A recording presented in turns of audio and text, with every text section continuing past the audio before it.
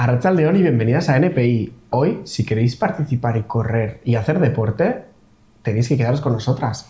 Hoy vamos a hablar de la Behobia, y además una Behobia que queremos dirigir especialmente a las mujeres, porque hay una iniciativa muy bonita en la comarca del Bidasoa de Txingudiko Elkarte Feminista, en colaboración con la Diputación Foral de Guipúzcoa, que ha invitado a todas las mujeres a que participen de la Behobia, porque quieren que el 50% de las participantes, de los participantes de la Behobia, sean mujeres. Claro, conseguirlo para el año que viene quizás es demasiado, pero hay que empezar a trabajar. Poco a poco. Estas cosas no van poco a poco. Además, el nombre me encanta, que es I Run, que para que no sepa inglés y no más querida, quiere decir yo corro. Yo corro, que si lo juntamos además queda como Irún, que es el nombre de la ciudad. Fantasía de nombre. Que tanto nos gusta. Bueno, vamos a presentar a las invitadas, que nos estamos enrollando demasiado. Tenemos con nosotros a una de las organizadoras, a Marion Legoy, que no sé si lo he pronunciado más o menos. Sí, apellido bretón y precioso, que me encanta. Gracias. Gracias por venir. Y tenemos a la entrenadora, Sandra Piñeiro, que bueno, es la que están metiendo caña a todas las mujeres que se han apuntado a esta iniciativa tan bonita, ¿no? Exactamente, yo soy la que estoy ahí todos los días a pie de cañón con todas, en el grupillo, metiéndoles un poco de caña, a veces mano dura, a veces un poquito más mano blanda, pero sobre todo disfrutar,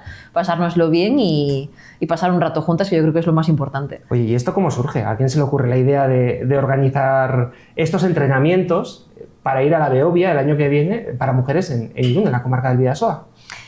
Bueno, el proyecto nace desde el Txingudiko Elkarte Feminista y bueno, es desde la convicción de que el deporte pues es un derecho y a la vez una herramienta de empoderamiento para las mujeres. Entonces, en colaboración con Sandra, que lo hace tan bien, hemos impulsado pues eso, el poder correr 2 veces a la semana, darnos este tiempo a nosotras y a la vez pues eso, fortalecer tanto nuestro físico, nuestro mental en un entorno amable con nosotras, de solidaridad, apoyo y comunidad. La Behobia es una carrera que requiere mucha preparación, ¿no? Por eso hay que empezar desde ya. A ver, nunca le hay que quitar el respeto a todas las competiciones. Una Behobia son 20 kilómetros, entonces no es algo que puedas hacer en 2 semanas o en un mes, que pasa mucho de me he apostado con mi amigo a correr la Behobia este año. ¿Y cuándo has corrido? En la vida. 2 semanas antes me pongo a correr, que pasa mucho. Sobre todo aquí, que es más tema cultural, que la Behobia es una carrera tan representativa de esta ciudad, pero sigue siendo casi una media maratón, que para alguien que no esté entrenado son 20 kilómetros. Yo ya me he mareado. Pues imagínate la gente que se marea ese día por lo mismo. Luego pasa lo que pasa, que hay cantidad de gente que no la acaba, que acaba fatal, que acaba lesionado luego para 2 años. Entonces, la idea también es eso de que se le coja ese respeto y a la vez que si quieren hacerla, ¿no? Y si quieren llegar a esa igualdad, que lo hagan con una preparación previa. Entonces, nosotras hemos empezado en enero ya con chicas que habían corrido antes y luego con un grupo que no. Entonces, cada una tendrá su proceso, su recorrido, pero el objetivo es llegar y disfrutarla, no llegar e intentar sobrevivir o morir en el intento, como pasa con mucha gente. Claro, aquí estamos hablando de entrenamientos para mujeres que tienen lugar en Irún, los martes y los jueves. Quien quiera apuntarse, si hay ahora mismo alguna mujer que nos está viendo y dice, venga, yo me animo, yo quiero llegar a ese 50% que se plantea desde la organización, desde el Fortuna, y lo quiero hacer con vosotras, con Txingudiko Elkarte Feminista. ¿Cómo lo hago? Vale, para ponerse en contacto con nosotras y cualquier información, apuntarse a los entrenamientos, habría 2 canales, ya sea por Instagram, que tenemos 2, el Instagram del Elkarte propio es Txingudiko Elkarte Feminista y el Instagram de iRun, o sea, Irún, 50-50, por ahí, y si no también por teléfono. Aquí lo tengo, ¿lo puedo decir? Dilo, 722-274-551. Repito, 722-274-551. No te preocupes porque vamos a poner un rótulo, para que la gente que está viéndolo ahora mismo por televisión lo podrá ver en ese rótulo.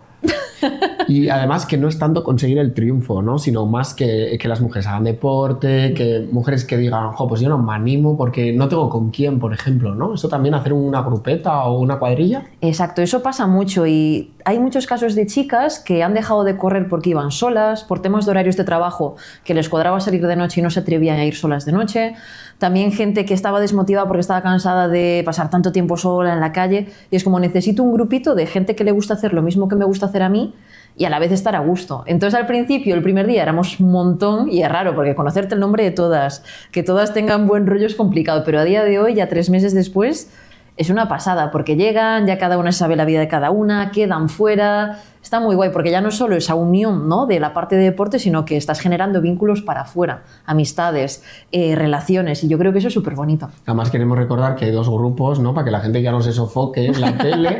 Sí, que en uno podría ir yo tranquilamente, que yo pues no corro más que para coger el autobús, y en otro podría ir gente más experimentada, ¿no? Exacto, tenemos un grupo de iniciación que es, bueno, los horarios en sí suelen ser de 6:30 a 7:30 el grupo de iniciación, de 7:30 a 8:30 el grupo moderado, que es el grupo que hace más rodaje. Entonces, en iniciación, la mayoría de las chicas, por no decir prácticamente todas, nunca habían corrido antes.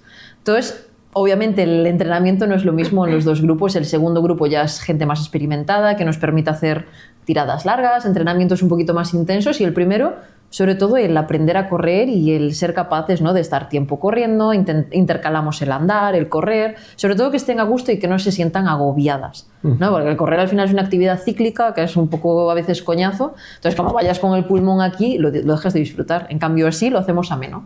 Tú que tienes una historia detrás desde que llegaste, ¿no?, a remar en Orio, bueno, luego todo el tema de la anorexia, tus publicaciones también, de alguna manera reconciliarse con el deporte, utilizar el deporte como una manera de empoderarse, ¿no?, una manera también de ir más allá, de darle sentido, ¿no?, a muchas cosas de la vida que, bueno, se nos van olvidando, ¿no? Esa parte también entiendo que la trasladarás en estas clases. Exactamente. Yo, de hecho, lo que intento transmitirles es que no se sientan culpables porque no entrenen, no intenten castigarse ni se obsesionen con la comida, con el entrenamiento, con correr. Es como, quiero que vean el ejercicio como una forma de disfrute, como decía Marion, de una forma de empoderamiento, de unión, de cohesión, de abrazarnos, de apoyarnos, y que se olviden de esa parte que nos han inculcado desde medios de comunicación, desde estereotipos, cánones de belleza, la cultura de dieta y esa tóxica cultura fitness que hay a día de hoy en Instagram y en todos lados, de tienes que entrenar para ser el mejor, tienes que muscular, tienes que estar fuerte, tener un cuerpo esculpido. Es como, no, o sea, estamos entrenando para otra cosa. Entonces, el quitar ese vínculo que hay entre el ejercicio y ese rendimiento excesivo y ese entrenar para verme bien, ¿no?, y no para sentirme bien, que esa es la diferencia, yo creo que el cambiar ese prisma es lo que más les intento inculcar. Qué complicado en una sociedad donde vivimos de la imagen.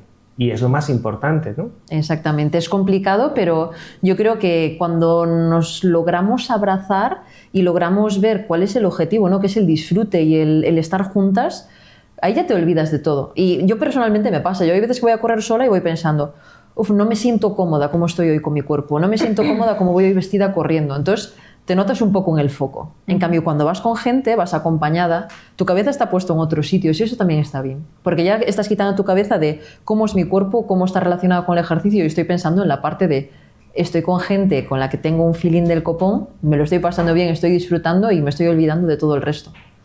Una vez que cumplamos el objetivo de la Beovia, o no, que es opcional, ¿cuáles son los siguientes pasos o las siguientes carreras o los siguientes objetivos?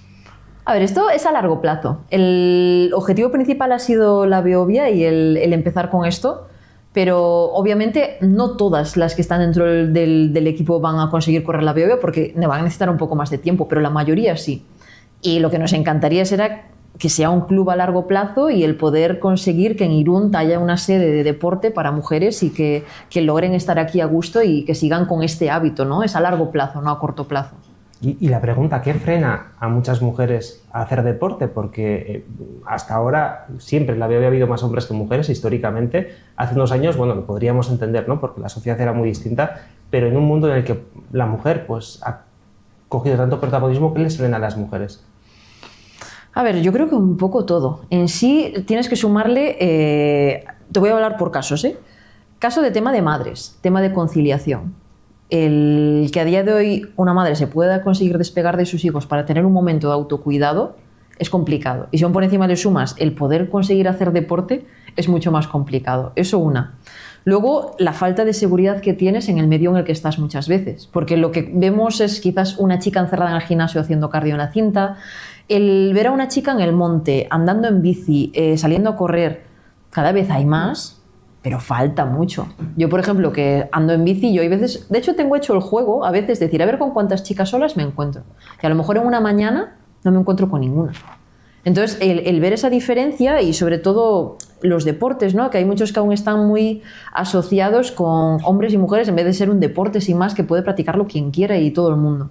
La cuestión es que siga habiendo esos cánones y esa presión de esto es de unos, esto es de otros, cuando todo es de todos. Y el romper esas barreras yo creo que debe ser importante. ¿El deporte femenino qué salud tiene? ¿Cómo crees que vive en general, no solo corriendo? Está mejor que antes, pero sí que es de verdad que a día de hoy pocas mujeres pueden profesionalizarse con el deporte, pocas mujeres pueden vivir de lo que les apasiona, aunque sean unas cracks y sean unas fuera de serie en lo que hacen, es muy complicado que puedan dedicarse a ello. Y si logran dedicarse a ello, tienen que hacer un sobreesfuerzo demostrando que se merecen estar ahí, que merecen poder estar en el lugar que ocupan. Es como siempre tengo que demostrar mi valía, mis capacidades, siempre tengo que hacerlo todo perfecto para demostrar que siendo mujer merezco estar aquí. Entonces es complicado y los sponsors te hacen falta, muchas veces no llegan porque al final no tienes visibilidad, ¿no? El deporte femenino no tiene tanta visibilidad como el deporte masculino en algunos deportes, por ejemplo el fútbol. Entonces, si los sponsors no llegan, los medios económicos no llegan, entonces el poder vivir de ello también es complicado. ¿A día de hoy hay un camino avanzado? Sí. ¿Que falta mucho? También es verdad. Como en todo, ¿no? Sí, sí, sí. Vamos a hacer un especial hincapié en esas camisetas que lleváis. Ya que hablamos de los patrocinadores, bueno, decíamos ayuda de la Diputación Foral de Guipúzcoa, que bueno, ha patrocinado este proyecto de iRun, de Irún. Yo lo voy a decir un poco como lo decimos en casa, ¿no? Me gusta mucho el nombre de nuestra ciudad. Pero bueno, iRun, Irún, con ese juego de palabras que vamos a ver. Y para terminar, si os parece, vamos a animar a todas las mujeres de la comarca del Bidasoa que nos estén viendo y que quieran hacer la Beovia, pues, o que no quieran hacer la Beovia, pero simplemente que quieran correr con vosotras, a que se acerquen a esta iniciativa y que formen parte. Que cuantas más mejor, ¿no? Un último ánimo. Tal cual.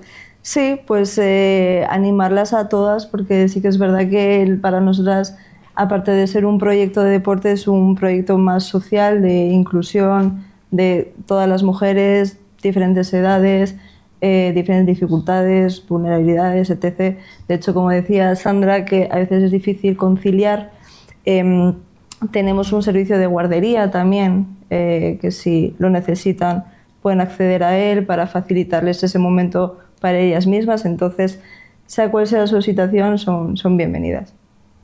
Pues con ese llamamiento a todas las mujeres de la comarca, pues que se animen, que corran la Beovia o no, por lo menos que se vayan a correr con vosotras y que lo disfruten, sobre todo eso, que lo disfruten, que para eso es el deporte. Exacto. Y sobre todo que somos muy majas, que os lo pasaréis muy bien.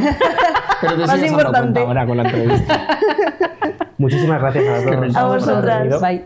Y nosotros ahora sí continuamos ahora con la historia de una familia que tiene que hacer frente a una enfermedad rara del pequeño de la casa. Nuestro compañero Odey ha estado con Madalena, es la macho de Paul, que sufre el síndrome de Dravet. Esta es la entrevista que nos ha preparado en su sección Valiente Vida.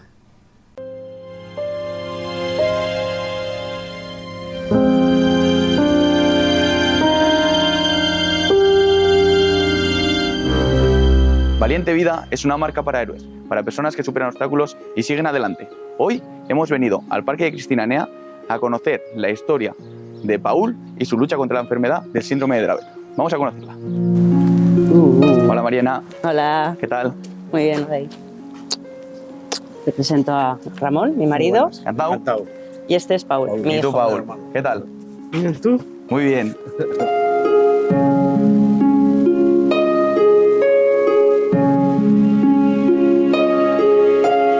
Explícanos, ¿qué es el síndrome de Dravet? Bueno, el síndrome de Dravet es una epilepsia miocrónica severa de la infancia. El problema es que en muchos casos son retroactivos a los fármacos. Entonces, al final, no hay medicación adecuada para ellos. Ahora se investiga y ya empezamos a tener algo más adecuado. Paul no puede hacer deporte porque hiperventila y entonces termina convulsionando. Paul se sabe relacionar más, habla más. Puedes llevarlo donde quieras, que te va a sacar tema, eso sí, el fútbol. El tema prioritario es el fútbol para él. Eso es lo que... Nosotros fuimos los primeros que hubo aquí en Guipúzcoa. Entonces te puedes imaginar, no entendía nadie nada de lo que pasaba. La verdad que ayudas, pues sí, Diputación, pero si puedes te las quitan. Cada vez te van recortando un poquito más. Ayudas para más, tampoco tienes. Paul estuvo en un colegio, en el Carmelo, que ya no existe, lo quitaron el año pasado. De ahí estuvo pues hasta tercero de la ESO hizo, con sus compañeros, la verdad que súper bien. De allí pasó al aula de aprendizaje de tareas. El primer año fue duro, porque claro, te pones a leer en internet y ya sales asustado. Paul no es el típico niño Dravet, es un crío que habla, se comunica, sabe si está mal o le duele algo, entonces sabe expresarse. Y luego de allí ha pasado a un centro de ocupación y lleva ya pues 3 años allí. Vamos, que diríamos que las instituciones no están preparadas para estos casos, ¿no? No, no están preparadas. ¿Sabes cuál es el problema? Que somos diferentes, no todos son iguales. Entonces unos pueden necesitar más ayuda, otros pueden necesitar otras cosas y entonces ahí es donde tenemos los problemas. ¿Que para ciertas cosas sí teníamos que ser iguales? Sí. Pero te cuesta que te den las ayudas, pues para el coche, la de esto de minusválido, no. Te cuesta. Tienes que entregar papeletes y luchar. Pero bueno, se lucha. Y bueno, vosotros en el trabajo habéis tenido ayudas para estar con Paul, os han dado más tiempo, os han ayudado de alguna forma. A ver, yo al final decidí quedarme con Paul porque era todos los días. No era una convulsión, podían llegar a 12. Entonces al final decidí, me quedo yo con el crío. Decías que te quedas con Paul, pero ¿cómo es un día a día con él y qué limitaciones Pendiente del teléfono. Si lo dejas en el colegio o lo que sea, tienes que estar pendiente del teléfono por si te llaman. Oye, ven que él ha tenido convulsión. Oye, entonces es, pues eso, todo el día pendiente del teléfono. ¿Y vosotros como familia os ha limitado el hecho de tener que quedaros con Paul, de no quedar con amigos, los amigos os han arropado? ¿Cómo ha sido? La verdad es que hemos tenido suerte con eso de los amigos, porque los amigos al final nos han arropado bastante. Nosotros vamos al pueblo, a La Rioja, y tenemos la cena de la cuadrilla. Él viene como todos. Entonces, allí en el pueblo está como más integrado. Es muy difícil en una ciudad que un pueblo. En un pueblo todo el mundo le conoce. Ah, venga, siéntate aquí, estate aquí con nosotros. Venga, vamos a jugar al dominó, venga, vamos a jugar. En una ciudad es diferente porque no todo el mundo le conoce. Entonces, sí que no quedas tanto con la cuadrilla. Tenemos unas imágenes muy chulas, con vosotros, con Paul, con animales. Cuéntanos, ¿alguna forma de terapia? Bueno, cuando nosotros allí en el pueblo tiene un amigo terneros, los trae desde pequeñitos, entonces solemos ir a darles la leche, a echarles la paja. Entonces él desde pequeño iba con sus calderos a darles la leche, les metía la mano hasta donde le pillaban. Y ahora seguimos haciendo caballo, terapia con perros.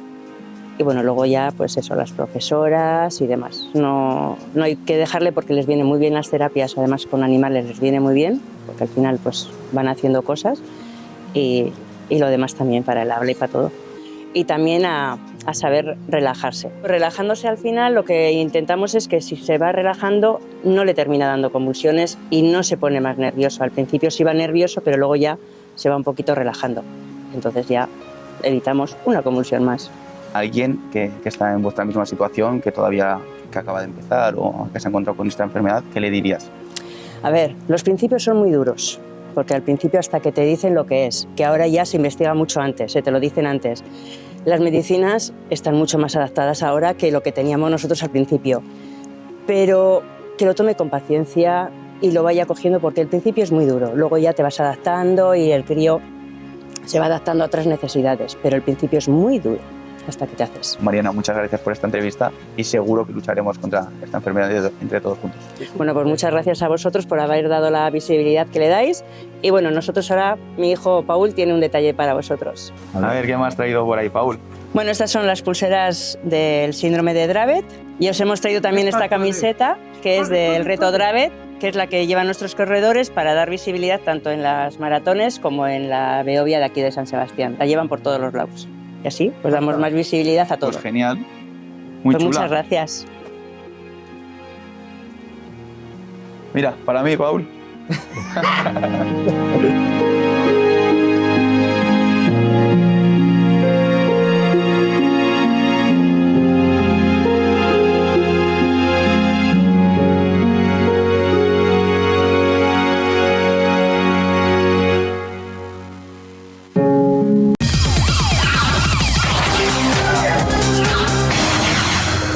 Pues nos hemos venido aquí, Xavi, porque estamos muy a gusto, además rodeado de yulenes. ¡Qué mejor! Y para hablar de activismo LGTB, que nos encanta y aprender, porque yo de aquí aprendo mucho. En primer lugar, saludamos a nuestro habitual Julen Gorosabel. ¿Qué tal? Arratsaldeon. Arratsaldeon, kaixo. O Gabón, siempre digo Arratsaldeon, pero a estas horas ya lo que uno sea. no sabe qué Igual decir. voy a hacer incluso debute, así que a la mañana también puede ser. Y Julen Zabala, ¿qué tal? Arratsaldeon, Gabón, o lo que sea, Gabón, Gabón, si alguien lo está viendo por la mañana. Verdín. Nuestra enciclopedia LGTBIAQ+. Ok, sí. Completamente. Bueno, decía Vingarasi, hoy hablamos de activismo LGTBIAQ+, vamos a hablar de los orígenes del movimiento. Hablaremos de cómo comenzó en Guipúzcoa, cómo comenzó en Euskadi, pero hay que ir más allá, evidentemente, y también hay que hablar de los inicios tanto en Barcelona como en Madrid, como en toda España, ¿no? Nos vamos a los años 60, Julen, que es cuando empieza a cambiar esa sociedad todavía dentro de la dictadura de Franco, que bueno, gana Massiel Eurovisión en el año 68 y empiezan ya esos primeros cambios sociales, ¿no? Sí, es que hay una cosa que, es decir, no todo el franquismo fue igual y sobre todo a partir de los 60 hay unas características que ya cambian bastante lo que es sociológicamente el país. Por ejemplo, pues ahí está todos los nacimientos de la época que se llama el baby boom, ¿no? También hay un traslado de la población rural se convierte en urbana y por lo tanto cambian muchísimo las costumbres, las tradiciones, en fin, todo hay como que se deja todo lo rancio y de alguna manera empieza a construirse una nueva sociedad. Mis padres, por ejemplo, ya no eran aquello de lo más oscuro, sino que ya tenían unas visiones mucho más modernas, vamos a decirlo entre comillas, que eran otro carácter, ¿no? Entonces, a partir de los 60, que sociológicamente el país ha cambiado un montón, han cambiado las costumbres, también es muy importante que se había abierto al turismo y entonces venía mucha gente, o sea, entraban otras cosas de fuera y todo, hay una revolución en cuanto a música, cine, en fin, todos los años 60 son determinantes. Y ahí, bueno, se puede poner como un hito, aunque has dicho 68, 69, cuando... Massiel gana el 68, 69, Salomé. 68, cuidado con un eurofan, cuidado con un eurofan. 68 es cuando gana... sí, porque fíjate, o sea, 68 es Massiel, el 69 es Stonewall. Entonces coincide con el fallecimiento de Judy Garland, todo hay que decirlo. Sí, y bueno, entonces ahí se puede decir que a partir de ahí entramos en una nueva fase. ¿Y por qué fue tan importante la victoria de Massiel? Esto me ha sorprendido bastante. No, es algo de decir, no es que sea importante, sino que ella también estaba en contra del régimen, de alguna manera, bueno, fue distinto, le quisieron recibir de otra forma y ella se negó, o sea, quiero decir que ya era muy jovencita y entonces lo que dice cambia muchísimo ya lo que es un símbolo, sin más, o sea, no, pero sí es verdad que se representa muy bien lo que fue, para empezar, ganar Eurovisión. Eurovisión no era lo que es ahora, o sea, quiere decir que era otra cosa. Había orquesta. Sí, había orquesta y no era tan gay friendly, era otra movida distinta, pero sí que tenía una importancia en cuanto a que, bueno, el ganarlo fue un buen escaparate. Sí, un escaparate y además, bueno, es como entrar en Europa, de alguna manera. Sí, a la imagen que dabas, ¿no? Internacionalmente, claro, a los demás países. Y entonces, pues Massiel lo consiguió y de alguna manera, pues con una canción muy fresca, muy desenfadada, con una cosa muy así, ella también, la imagen era esa. Y entonces, bueno, pues era todo lo contrario a lo que os podéis imaginar de lo que era el franquismo como tal, sobre todo en los primeros años. Claro, claro. Julen, ¿se puede decir que nuestra primera batalla fue despenalizar la homosexualidad? Sí, de alguna manera, hombre, el gran problema estaba, bueno, aparte de este cambio de que estamos hablando de los 60, es que realmente la legislación, sobre todo la de ley vagos maleantes, que era la que existía desde el 54, cuando se penaliza la homosexualidad, hay bueno, fijaros que esa ley, si era tan antigua, tan obsoleta, se había quedado que se llamaba la gandula. Probablemente se la conocía por la gandula. Y no solamente estaba la homosexualidad, sino que estaban pues, la gente que vivía en la calle, bueno, que hoy diríamos sin techo, pero que entonces se decía, bueno, pues eso, que estabas en la calle. También pues tenían pues, los problemas que tenían problemas de drogadicción, en fin, todo lo que era la marginación y todo lo que estaba al margen del sistema estaba dentro de lo que era la ley de la ley de la muy gandula, católico, ¿no? Castigar a los marginados, ¿verdad? Sí, muy es que yo siempre digo, algunos se tiene que leer la Biblia y ver lo que hacía Jesús de Nazaret, por ejemplo, con los leprosos, ¿no? Con las prostitutas o con toda esa gente sí, también las prostitutas. Entonces, ¿qué es lo que pasaba? Todo lo que era de mala vida, es decir, todo lo que tal cual. Entonces la ley se había quedado absolutamente obsoleta y entonces en el año 70 se cambia la ley de vagos y maleantes por una modernizada, por así decir, que es la Ley de Peligrosidad y Rehabilitación Social, la LPRS, conocida normalmente por LPRS. Pero ya es una ley que que nace antigua, por así decirlo. O sea, hombre, viene con una intención que ya no era condenar como condenaba la Ley de Vagos y Maleantes, sino lo que hacía era decir, éramos peligrosas, que es la peligrosidad, es el concepto que tiene, y lo que hace es intentar rehabilitarnos. Pero claro, no había sitios para rehabilitarnos más que la cárcel, lo cual es terrible. Entonces, quiero decir que ahí pasaban, a partir del 70, la ley tiene un hecho, algo totalmente contradictorio, que es que se crea, ante esa nueva ley, se forma el primer activismo, que era más homófilo, que se crea la agrupación homosexual para la igualdad sexual, AGOIS. Y entonces están en contra, o sea, precisamente lo que consigue la ley es crear gente concienciada para luchar contra ella. Y el primer activismo nace precisamente a partir del 70. ¿Cuándo fue la primera manifestación LGTB? Bueno, pues entonces, a partir hablando de esto, se crea ahí el Movimiento Español de Liberación Homosexual, el MEN, que lo crea Armand de Fluvià y Francesc Francine. Y ellos dos, bueno, a partir de ahí, bueno, se va creando en diferentes sitios como unas células, claro, dentro de la clandestinidad, y a partir de la muerte de Franco el MEL se convierte en el FAG, en el Front d'Alliberament Gay de Cataluña. El FAG es importante porque representa, o sea, ya empieza a tener un activismo moderno, o sea, es decir, lo que sería... y a partir de ahí salen a la calle en el 77. La primera manifestación tiene lugar en Barcelona, en las Ramblas, en junio del 77, para celebrar precisamente el orgullo, que era tal. La manifestación es duramente reprimida, pero las que se ponen al frente de la manifestación son las travestis. Otra vez, sí, o sea, dan la careta. Quiero decir, porque luego en el FAG hubo muchas tensiones diciendo que eso no nos representa, las querían de alguna manera normalizar ¿no? lo que sería la historia más, el tema homosexual, y decir, pero sí que es verdad que las primeras que estuvieron las travestis en la manifestación de Barcelona. Al año siguiente ya se hacen manifestaciones en Barcelona, en Bilbao, Madrid y Sevilla, en el 78, también en el Orgullo. Ya se había creado la Coordinadora de Frentes de Liberación Homosexual del Estado Español, que tiene el nombre de la COFLE, a partir de ahí ya se empiezan a coordinar acciones y se habían creado ya diferentes grupos, y entonces ya hay una actividad conjunta en casi todo el Estado, bueno, donde había grupos.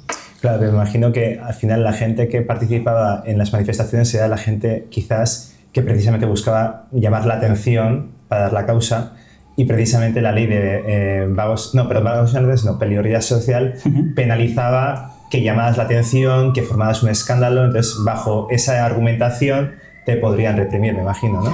Claro, es que, como me habéis preguntado antes, Gara, sí, las primeras reivindicaciones son precisamente de despenalización. Por lo tanto, porque la ley de peligrosidad social seguía apareciendo, condenaba la homosexualidad.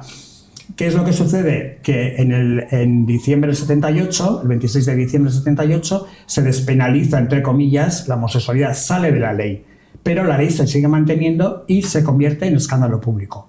De tal manera que aquel que tuviera mucha pluma, aquel que fuera travesti, pues a fin de cuentas seguían siendo condenadas, y todavía hay gente que seguía detenida y acabando en la cárcel.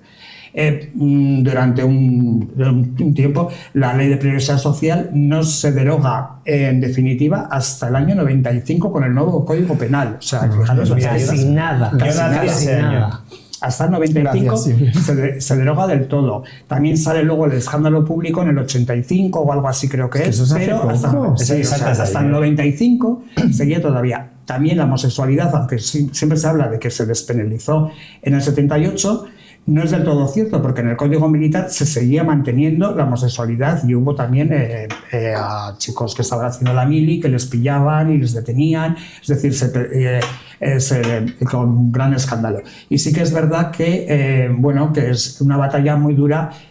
Hay en el 78 hay una película que lo refleja muy bien, que es Te estoy amando locamente, cómo hacen, y nuestros grupos, esa película es muy real de cómo nos organizábamos, es muy parecido a lo que nosotros vivimos en la organización del grupo y tal. Julen, ya que hablas de cómo se organizabais y ya que es una época que viviste en primera persona, fuiste además uno de los activistas y uno de los que estuvo en el germen de EGAN en aquellos primeros años, me gustaría hablar de EGAN, que fue el movimiento que se creó aquí en el País Vasco. Se creó, el germen fue en una feria de Durango donde varias personas se juntaron y ya un año después, en el 77, si no me equivoco, fue ya cuando se presentó oficialmente EGAN al público, ¿no? Cuando empezasteis ya a trabajar aquí. ¿Cómo se recibió en aquel primer momento que hubiera un movimiento de esas características en el País Vasco? Sí, pues realmente fue una conversación de Antonio Quintana y Manuel Álvarez, que son como los fundadores, los que crearon EGAN en Bilbao, se juntaron en la feria de Durango. Y Antonio Quintana venía de Londres, había estado allí trabajando, estudiando, no sé qué tal, y cuando viene él ya conocía el front el Gay Liberation Front y el activismo que había ya en Inglaterra. Y dice, mira allí cómo va, no sé qué y tal. Esto estoy hablando de finales del 76. Y entonces Imanol era muy escéptico diciendo, pero aquí eso no va a funcionar, no sé qué y tal. Pero dice, bueno, si damos un impulso, yo me conozco a mucha gente que se conocía entonces en el ambiente, que ya existía, y de alguna manera entonces empezaron a tener adeptos, a organizarse. ¿Había ambiente en aquella época? Sí, había ambiente, sí. O sea, había muchos locales, sobre todo en Bilbao. Bueno, y aquí ya hemos visto lo de la Cuesta del Culo. Ya hemos hablado de ello. Cuando hemos hablado, pues realmente eso ya existía en el 79, o sea, es decir, en el 77 pueden ser el principio, más o menos un poco así, empezaban a tener los locales. Va todo un poco en consonancia, ¿no? Se crea el activismo, de alguna manera también se va creando toda nuestra, se va viendo nuestro ambiente, nuestra forma de vivir, nuestras características, todo se va creando de alguna manera en esos años, ¿no? Y entonces EGAN se crea en Bilbao y rápidamente ya en el 78 ya empieza a haber grupos o gente que andaba en torno a EGAN, tanto en Donosti como en Iruña. En Donosti sí que es verdad que se celebra una de las COFLES, las reuniones de la COFLE, en enero del 79, y a partir de ahí se forma un grupo más estable con el que yo contacté y es cuando entré, y en el 79 se puede decir que en Donosti es cuando empieza a haber un activismo de EGAN como bastante masivo. Sí que es verdad que teníamos bastante miedo de dar la cara. Se intentaba, porque ya sabíamos, como os he dicho, en el 77, 78 se habían organizado ya diferentes orgullos, y en Donosti queríamos organizar el orgullo en el 79. Y no nos atrevíamos, era salir tal. Pero sí que hay un hecho que nos marcó, que es el asesinato de Francis en Rentería, el 10 de junio del 79. Nuestro pequeño Stonewall, ¿no? Y es como para nosotros siempre le hemos llamado un poquito así de un pequeño Stonewall, pero que bueno, sí que es verdad que revolucionó, nos puso otra vez a todos en alerta y conseguimos salir a la calle. Son las imágenes famosas que hay tanto de las asambleas en Rentería como toda la gran manifestación de 2.000 personas más o menos por todo Donosti que acaba en el Boulevard. Pues si hay algún despistado, vamos a recordar el hecho. Fue un transformista de la época, del año 79, que actuaba en el Apolo de Rentería, un local que existía entonces y que fue asesinado por un policía nacional. Sí, ya la discoteca estaba cerrada, entró, en fin, al final pues se disparó, no se disparó el arma, hubo tal, y al final... Y lo duro fue además, perdona Julen, que en la prensa de la época se justificaba la acción policial porque era un travesti, ¿no? Y que era un hombre de mala vida y que por lo tanto, bueno, pues que no era quizás una muerte tan importante, ¿no? Perdónenme la grosería, pero básicamente es lo que planteaba la prensa o lo que intentaba plantear, ¿no? Es que lo que nos hizo movilizarnos, sobre todo a la gente entonces de EGAN, fue precisamente eso, no el hecho en sí, sí también la muerte de un transformista, pero sobre todo lo que era... que fue como el tratamiento que hubo en los medios, ¿no? Que es decir, un hombre vestido de mujer era como para denigrarlo, para revictimizarlo de alguna manera, es decir, bueno, no importa porque a fin de cuentas no es más que, pues eso, un travestido que nada. Y, bueno, un travesti, porque entonces no se utilizaba tampoco ni travesti. Y eso nos puso en contacto y fijaros, si sucedió el día 10 de junio, el día 12, 2 días después, ya estaba convocada la manifestación en San Sebastián, en Donosti, desde el Boulevard, y había más gente mirándonos porque querían el morbo ese, y todos los que aparecen en la pancarta eran la gente que entonces es una gente muy joven, que estábamos en torno al grupo de EGAN. Me llama la atención, ¿no? Ver cómo la muerte de, en este caso, un travesti puede originar, es el final de una vida, porque es el final de una vida, pero al mismo tiempo también es el comienzo, ¿no?, de un activismo y de toda una lucha. Me llama la atención que os organizáis de una forma tan rápida en un momento en el que no había ni siquiera internet ni redes sociales, y ver de qué forma tan visceral cogisteis las calles y reivindicasteis los derechos y cómo empezó todo. Me parece fascinante. No, por eso hice el cortometraje, básicamente, porque me parecía increíble. Sí, ¿no? Y además, fijaros que Francis fue aquí en Donosti, en Bilbao pasó algo similar o parecido con una muerte que apareció muerta, quemada en una celda, una prostituta, María Isabel Gutiérrez, que también provocó que el grupo de EGAM, es la primera vez que sale a la calle con las letras de EGAM, junto a los colectivos de marginados, de los que eran de grupos de apoyo a la COPEL, que era la Coordinadora de Presos en Lucha, también las prostitutas, que es la primera vez que salen. Hay una huelga de prostitutas en Bilbao, o sea, que salen a la calle y tal, y son unas... Es noviembre del 77, quiero decir, dos hechos. Por eso, como decías, Julen, las muertes provocan, o en aquel momento provocaron una reacción muy fuerte, y las primeras salidas a la calle, tanto en Bilbao como en Donosti, son precisamente por eso. Y luego, bueno, el hecho en sí podía haber sido y se podía haber quedado, pero sí que es verdad que el grupo de EGAM lo que ha hecho siempre ha sido mantener la memoria, el asesinato de Francis, recordarlo desde el año al año siguiente, y luego ya a partir de esa fecha, fijaros si es tan importante que para nosotros no coincide en el mes de junio como si fuera el 28J, a partir de entonces siempre ha habido manifestación en Donosti el 28J. Fíjate, yo quiero reconocer el trabajo que se está haciendo también en la actualidad.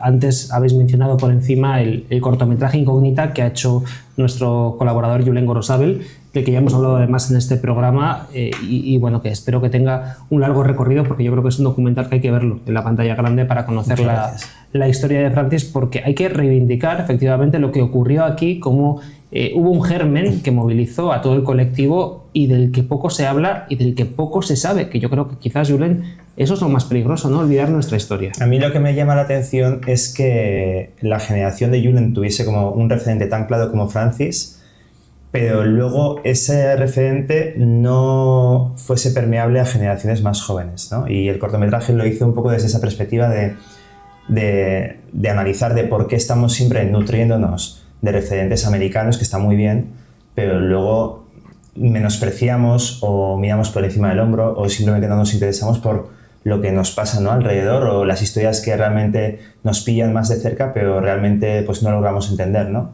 Y para mí conocer a Julen y todo ha sido eso, un puente, construir un puente intergeneracional, y el cortometraje lo hice por ahí. Y bueno, Julen fue uno de los que más me ayudó, el que me ayudó haciendo el cortometraje, ¿no? Y me parece importante reivindicar a Francis, porque reivindicar a Francis también es reivindicar nuestra cultura queer y empoderarnos de alguna manera y entender que no estamos tan solos, ¿no? Mención especial también a Xavier Susperregui, que publicó un libro sobre la historia de Francis, un libro además, hubo un intercambio bonito en el Festival de Cine de San Sebastián con el tuyo, Maite Miña, y con el suyo en esa proyección de Incógnita de tu cortometraje que tuvo lugar en Las Memorias Sinvergüenzas, ese pequeño festival de cine que se hace dentro del festival con cine queer. Totalmente. Y bueno, pues también una mención especial, ¿no?, a ese trabajo. Quiero decir también que el cortometraje se va a proyectar en el Francis al Día de este año, no sé exactamente cuándo se emite, pero se va a emitir en el Francis al Día. La idea es proyectar La muerte de Miquel del año 84, que sale Fama, y anterior a esa proyección proyectar La Incógnita. Entonces, si la gente se anima a venir a Rentería a ver estas proyecciones, pues más que bien. Sí, es a finales del mes de mayo. Eso es. Y además, bueno, es que se ha dado una circunstancia que es recuperar la memoria de Francis. Ha habido varios temas, pero sí que es verdad, con el libro de Xavier Susperregui, y luego, bueno, pues como se ha hecho el corto, Francis, nosotros, la memoria de Francis, o sea, nosotros no teníamos más que pocos datos de lo que era Francis. Se ha ido recuperando con el tiempo, y gracias al trabajo de Xavier se ha hecho un montón de recuperar, o sea, se ha visto cuál era su vida, dónde se movió, qué es lo que hacía. Y cuál era su físico también. ¿Cuál era su físico? Porque se le ha puesto un físico que no teníamos. Yo sí que tenía, o sea, habíamos recuperado un flyer de cómo era Francis, que es la imagen que está él sentado en un taburete, y ahí es donde aparece el flyer, que sería entonces, ¿no?, cómo se repartía y tal, era Francis, la gran incógnita del mundo del espectáculo. De ahí viene incógnita, ¿no?, de la gran incógnita del mundo del espectáculo, que cómo se hacía él, ¿no?, el espectáculo, cómo se presentaba. Sí, cómo se definía, sí. Y sí que es verdad que en los últimos años pues estamos realmente muy contentas de haber podido recuperar, bueno, no solamente eso, sino que se ha podido conocer a la familia de Francis. Vive un hermano bastante mayor, con 80 y tantos en Torrent, pero que ha venido a Rentería a conocer cómo se le recuerda a él, porque claro, luego está el Paso de Cebra, también es en recuerdo de Francis. O sea, sí que ha habido cosas, pero sí que es verdad que igual durante años no se ha sabido transmitir demasiado cuál ha sido la memoria o el acontecimiento de qué pasó con Francis, ¿no? Julen, como colectivo, ¿cuándo empezasteis a vivir en paz? Sin tanta ley obsoleta, arcaica. Pues no sé qué decirte, porque es que, ¿sabes lo que pasa? Que cuando empezamos a vivir un poco en paz, cuando ya había tolerancia, cuando había...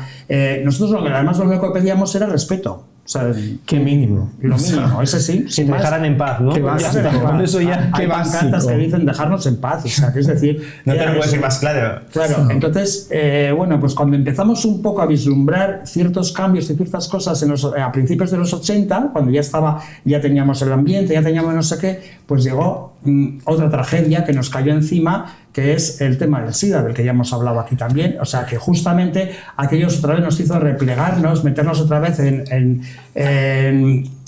volver otra vez a las trincheras, porque otra vez era...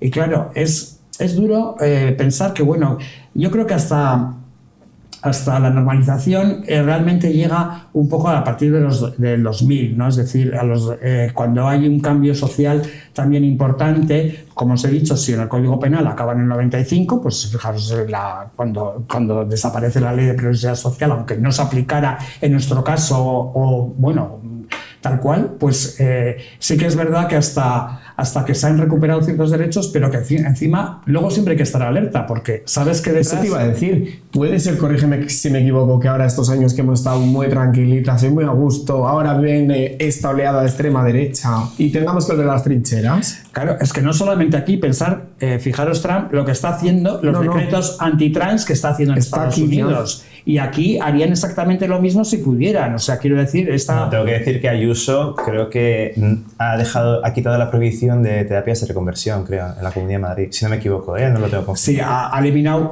o ha tenido un intento, porque creo que luego se echaba atrás, pero al principio eliminó varias cosas, entre ellas lo de las terapias de reconversión.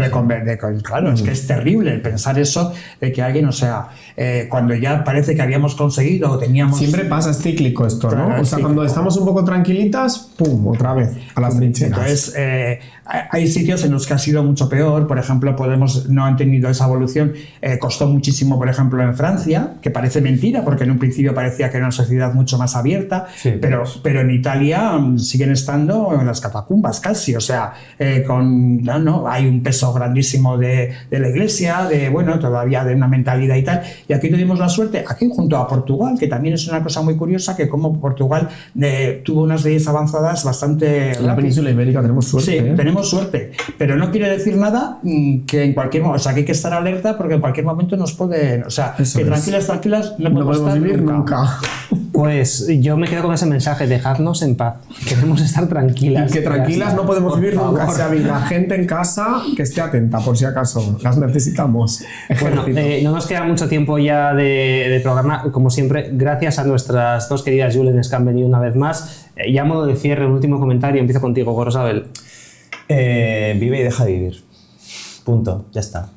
No creo que haya que decir mucho más. ¿Y a nuestra Wikipedia particular, Julen? Bueno, sin más, que hay que estar que hay que estar alerta y que, bueno, hay que reconocer que aquellas que dimos el paso en un momento dado, bueno, pues que las nuevas generaciones sepan que también, igual en un momento dado, o sea, que todo lo que se ha conseguido es gracias a mucha gente que ha estado luchando antes y que en un momento dado igual os va a tocar también salir a defender hasta lo más básico. Sí que tenemos que cogeros el testigo, yo creo. Pues nada. Pues recogido queda. Recogido y, por cierto, gracias, Julen. Nada. Gracias por venir, por supuesto, y gracias por el trabajo que hicisteis en aquella época, porque gracias a lo que hicisteis, totalmente, programas como este pueden existir, documentales como el que ha hecho nuestra querida Gorosabel también pueden existir. El de Incógnita, por cierto, en el Francisco al Día, por favor, no os lo perdáis. Increíble ese documental sobre Francis. Nos vamos. Brindamos ya para terminar, Venga, no nos muy bien, podemos marchar venga, sin brindar, venga. venga, por seguir las tradiciones, por toda la gente que peleó y que hizo posible que nos dejaran un poquito en paz. Hasta la semana que viene, Agur.